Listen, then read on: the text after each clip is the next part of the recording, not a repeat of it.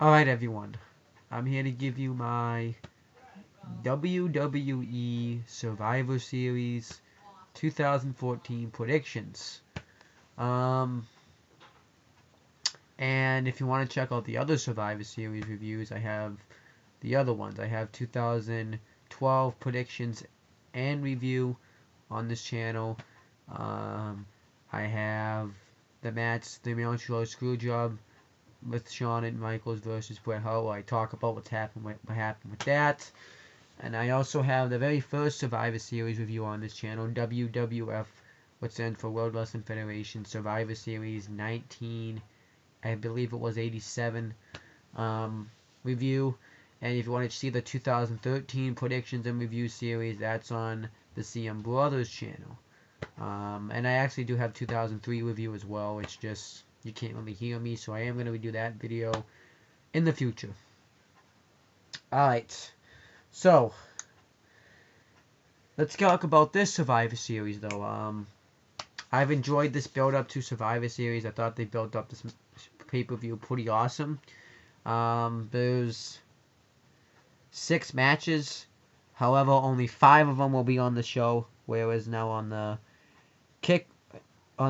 kickoff, which comes on an hour before the pay-per-view, we're gonna get the kickoff match, and I'll talk about the kickoff match when I get there. And I still don't like though that it's free, because this is one of the big 4 pay-per-views. You know, the big pay-per-views, WWE's big pay-per-views are Royal Rumble, WrestleMania, SummerSlam, and Survivor Series.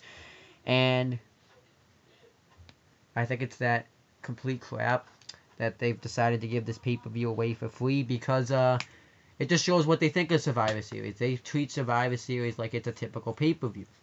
They don't really, like, if I had to pick which one was the biggest out of all 4 of them, definitely WrestleMania, but Survivor Series is like the lowest. It's like SummerSlam and Royal Rumble are way better than Survivor Series. They treat Survivor Series like a regular pay-per-view, and I hate that.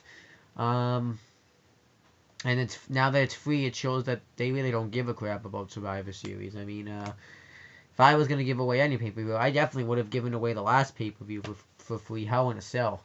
That pay-per-view wasn't bad, just that pay-per-view was not worth money at all.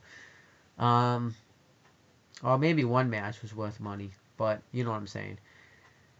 But the pay-per-view is this Sunday, and I'm going to give you my predictions for it. So, starting with the kickoff. Major things are actually going to happen on this kickoff. We have 2 people returning on this kickoff, which I think is awesome. Sort of. The one that I think is awesome is we're going to get Bad News Barrett's return. If you don't remember, Bad News Barrett got injured by Jack Swagger when he got thrown into the barricade, and I think I even made a video about that and wanted Jack Swagger to be fired.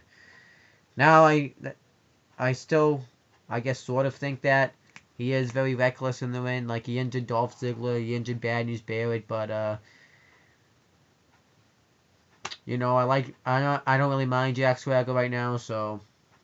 And I guess accidents happen in the ring sometimes. I mean, yeah, Jack Swagger, it's very accident prone, but you know what I'm saying. But he's gonna be returning. I don't know what he's gonna do at the pay-per-view, or what he's gonna do. If I was gonna do something with him, I put him in a feud with Jack Swagger, because it would make a lot of sense. Jack Swagger's the guy that took Bad News Barrett out of action, and it would really make a lot of sense, and it would give something for both guys to do, and it would be a great feud. These guys have never even faced off anyway, so I think that would be a great feud. And then we have the return of Fandango. I don't even remember the last time we saw Fandango. But we've seen him now. And now he has a new dance partner named Rosa Mendez. I don't even remember the last time we saw her. It was probably 4 years ago, maybe. I think maybe the last time we saw her was 2009, when she was a big fan of Beth Phoenix. I think that's honestly the last time thing I remember of her. But this match, Well, actually, I don't even know because we don't know who his opponent is yet. It's to be announced.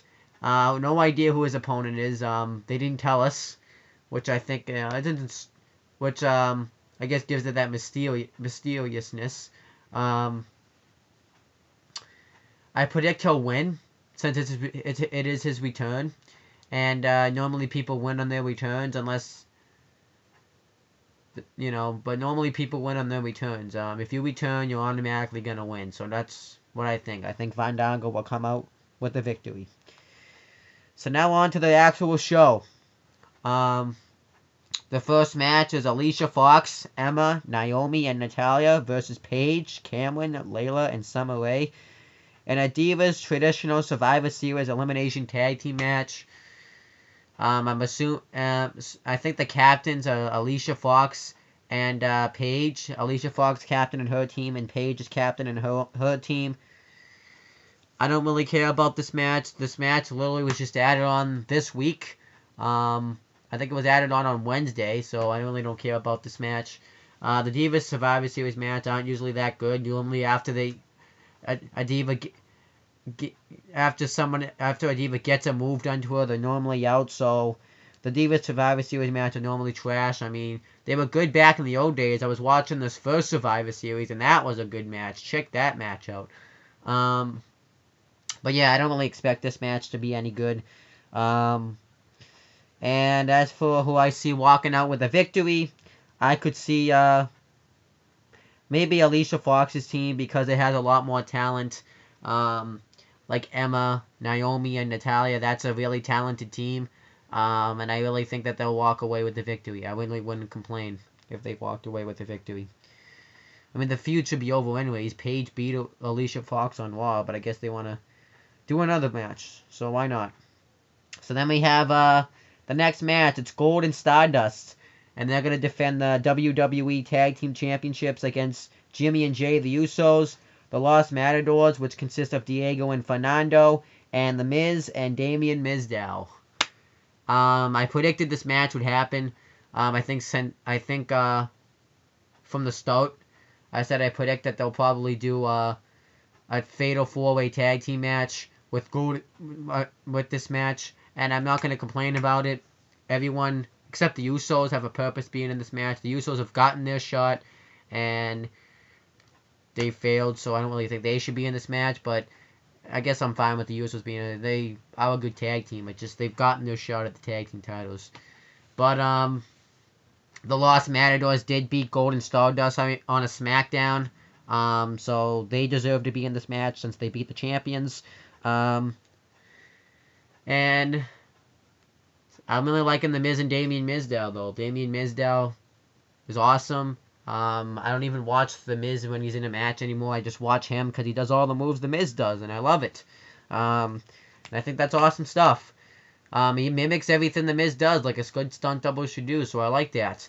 And that's why I want the Miz and Damien Mizdow to become the new WWE Tag Team Champions. I think that would be awesome. If they got a one with the tag team titles, there could be a nice comedy tag team, like Team Hell Nowhere, which was Kane and Daniel Bryan. So I'm going to pick the Miz and Damien Mizdow to become the new WWE Tag Team Champions. So now we have Dean Ambrose versus Bray Wyatt. This match is coming on because of what happened in Hell in a Cell when Bray Wyatt cost Dean Ambrose a Hell in a Cell match against Seth Rollins. And it's pretty much been personal since then. Bray Wyatt's mentioned Dean Ambrose's dad, how he abandoned him and now he's in prison, and how he never got loved by his mother. So they're making this feud personal. And they've done a lot, not really a lot of stuff, but decent stuff. I think they're going to have a long feud, so that maybe that's why they're not doing a lot now. But I think this has been an awesome feud. The winner is kind of tough to predict because they both haven't been on the winning side of things lately. Dean Ambrose, since breaking away from the Shield on his own, away from the Shield, which consisted of Seth Rollins and Roman Reigns, hasn't really gotten that big win he needs yet. He lost the Money in the Bank ladder match. He lost to Seth Rollins at SummerSlam, and he lost to him recently at Hell in a Cell, so he has not gotten that big victory he needs yet. And I think he needs to get that soon before he flounders off and becomes nothing. But then again, Bray Wyatt just set Luke Harper and Eric Rowan free from the Wyatt family, and this is his first match as a singles guy, so I think he needs this big win as well. So it's kind of tough to predict who is going to win this match.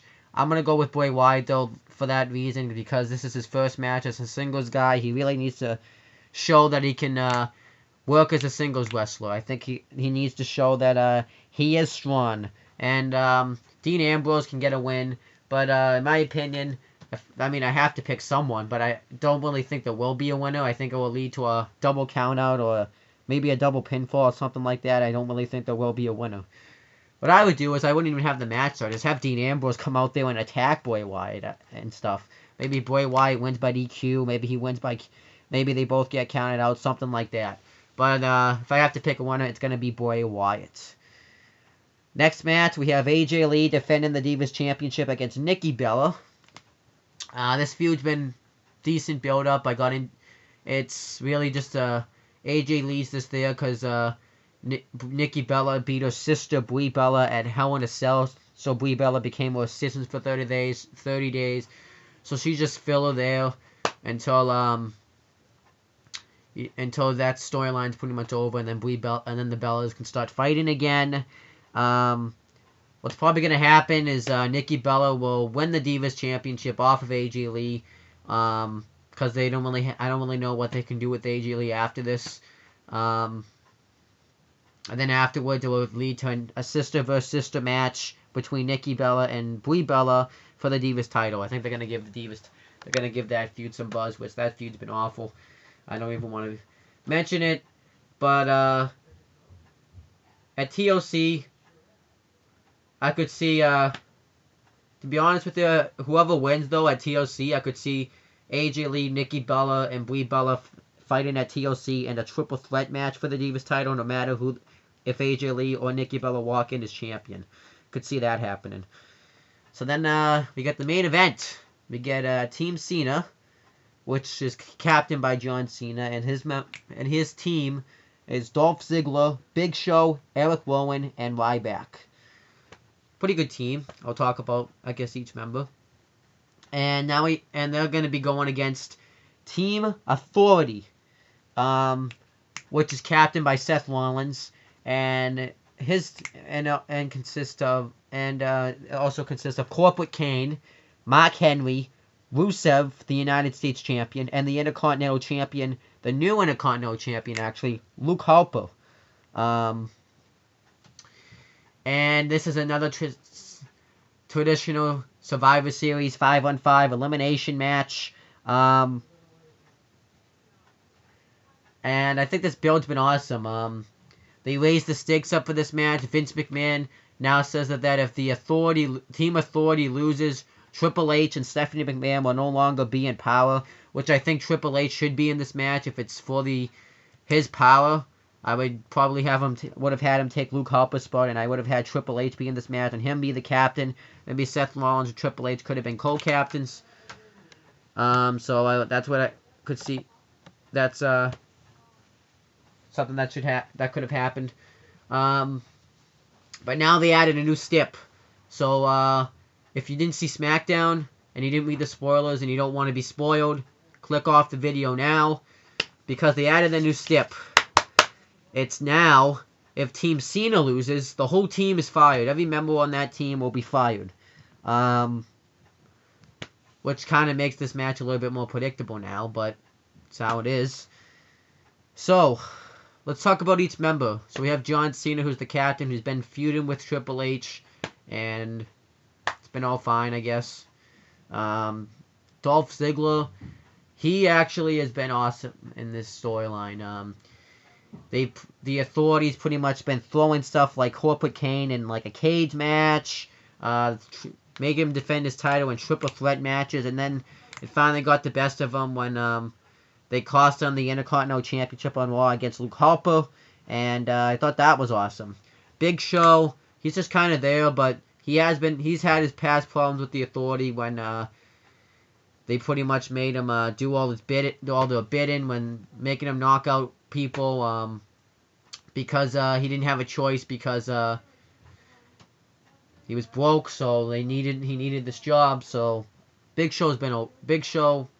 Kind of makes sense to be in this match. I mean, he has his past problems with Triple H and Stephanie McMahon. Eric Rowan was a surprise, actually.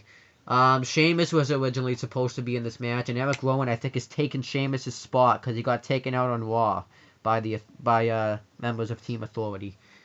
And I thought that's been awesome. And Eric Rowan now is going to go against Luke Harper. I mean, this is former Wyatt family members going at it, so I think that's been awesome. And I think maybe this is like a test for Eric Rowan, so that could be that too. And I think this is going to be better than what they were going to do with him anyways. Now that they're turning him face, but this is better than what they were going to do with him. I think they were going to do crap with him. It looked like he was going to have this stalking storyline where he was going to stalk Renee Young. I mean, I think that was bad, but maybe Eric Rowan, this is his chance. Maybe this is his shot. And then we have Ryback, who they built up well. At first, he joined Team. He got injured. He made his return, and now he's back to the Feed Me More gimmick. Which being injured for him was the best thing that could have happened. Normally, I say it's a bad thing, but in his case, it was a good thing because he was nothing before. He was just tag teaming with Curtis Axel. He was just falling down into obscurity.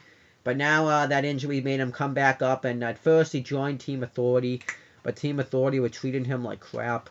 So he turned on him, and he said he was just going to be for Team Ryback, and we weren't sure whether or not Ryback was going to join their team. And then on Raw this Monday, Ryback joined. Ryback is now with Team Authority, Team Cena. That's a botch. Now he's with Team Cena, and now they're going to fight to take out the Authority. And I think that's awesome. Now let's talk about the other team. Captained by the Mr. Money in the Bank, Seth Rollins. I think that makes a lot of sense. They build it behind him. And he's probably the best one they have anyways. He's like the most built. Corporate Kane, don't care. He's nothing. Mark Henry, he's the world's strongest man. Why wouldn't you want to have the world's strongest man on your team? Rusev, makes a lot of sense why Rusev is on it. He hasn't been pinned or submitted yet, so I would want him on my team as well. They really recruited him, and they did try. They helped him get the United States Championship off Sheamus in the first place, and then now we have the new Intercontinental Champion Luke Harper. I guess he I guess he helped them out by taking out Dolph Ziggler, so that makes a lot of sense. But Team Authorities looked like an unstoppable team, which I've enjoyed, so I like that. As for the winner, now it's predictable. Now that they have that stip where if Team Cena loses, they get fired. They still could lose. I mean, I still would get into the match. I mean, Team Cena still could lose this match, but I don't really think so now. I think what will happen is Team Cena will win and get the Team Authority out. I think it would be a nice change on the show if the Authority left Triple H and Stephanie McMahon. I think that would be a nice change on the show. Maybe, but the ways that they could win, maybe Randy Orton comes out, makes his return, and costs Team Authority the match. It's down to Cena and Rollins, and Orton screws them over. I really wouldn't complain about that, because Team Authority took out Randy Orton a couple weeks ago, so I really wouldn't complain about that. But then they could do another option. The Team Authority maybe could win. Now, they've been hyping up this New Day stable with Kofi Kingston, Xavier Woods, and Big E. Maybe they make their first debut as this group and cost Team Cena the match. And, come on,